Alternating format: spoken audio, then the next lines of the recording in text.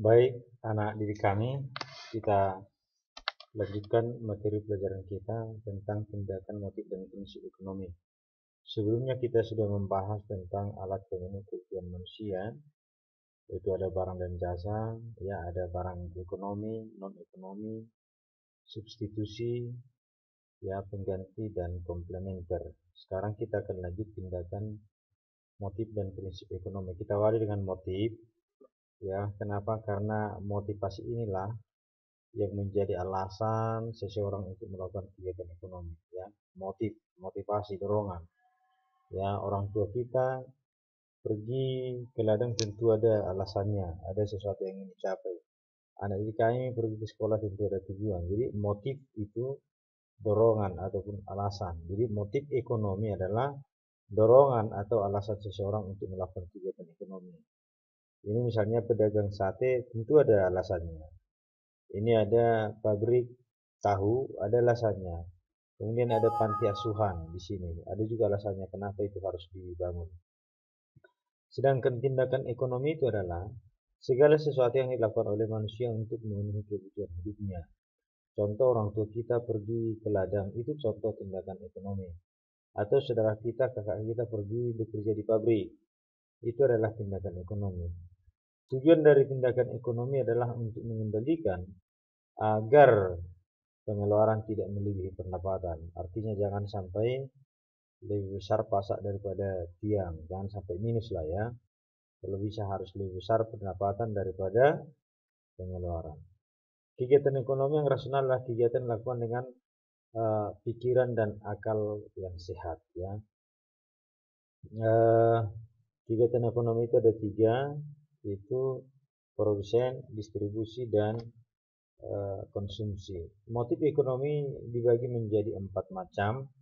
Pertama adalah motif untuk memenuhi kebutuhan. Ini ada gambar, ya. Tentu ini adalah mengharapkan dagangannya laku supaya ada keuntungan untuk kebutuhan, ya.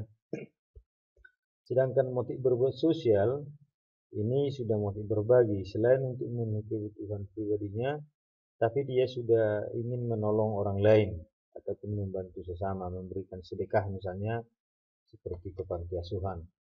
Kemudian motif untuk mendapatkan penghargaan. Penghargaan yang dimaksud bukan sekedar mendapat pujian ataupun piagam, tetapi juga ya ingin status sosial lebih tinggi dari masyarakat, ya orang baik lah ini, orang-orang dermawan. Ya, dia akan dijuluki menjadi dermawan, baik. Kemudian yang terakhir adalah motif untuk memperoleh kekuasaan. Motif lain mendorong manusia melakukan kegiatan ekonomi adalah memperoleh kekuasaan, ya, mendirikan usaha, bahkan ingin mendapatkan jabatan tertentu. Kemudian ada prinsip ekonomi. Ini adalah prinsip usaha untuk mendapatkan hasil tertentu dengan pengorbanan yang sekecil mungkin. Ya, atau prinsip ekonomi telah berusaha dengan alat yang tersedia untuk memperoleh hasil yang maksimal. Atau sering dikatakan bahwa prinsip ekonomi telah dengan modal sekecil-kecilnya ingin mendapatkan laba sebesar-besarnya. Ya, jadi kalau kita ya ingin modalnya kecil tapi hasilnya besar. Itu berlaku bagi kegiatan produksi, distribusi maupun konsumsi. Penerapan prinsip ekonomi dalam kegiatan produksi antara lain menggunakan bahan mentah ataupun bahan baku dengan mutu baik, mendirikan tempat perusahaan dekat dengan bahan mentah supaya ongkosnya jangan terlalu tinggi. Kemudian menggunakan tenaga kerja dengan upah yang lebih murah dan harus selalu hemat dalam biaya produksi. Inilah prinsip ekonomi bagi si penghasil, berusaha menekan bahan baku, materi, tenaga kerja, tapi hasilnya maksimal. Sedangkan bagi distribusi atau distributor, dia berusaha menyalurkan barang dengan prinsip tepat sasaran, tepat waktu, dan tepat tempat. Jadi dagangannya itu maunya tepat sasaran dia, sehingga tidak bolak-balik, biaya yang tidak tinggi. Kemudian menempatkan perusahaan di antara produsen dan konsumen supaya dekat, dia mengurangi biaya ongkos, memberi layanan dengan baik supaya laris, menggunakan sarana distribusi yang murah, menghemat biaya.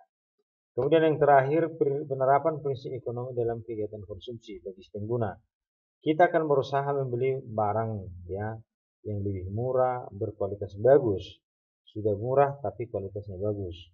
ya, kemudian membeli barang sesuai dengan yang direncanakan, dan setiap awal bulan membuat daftar kebutuhan berdasarkan skala proses tingkat keperluan.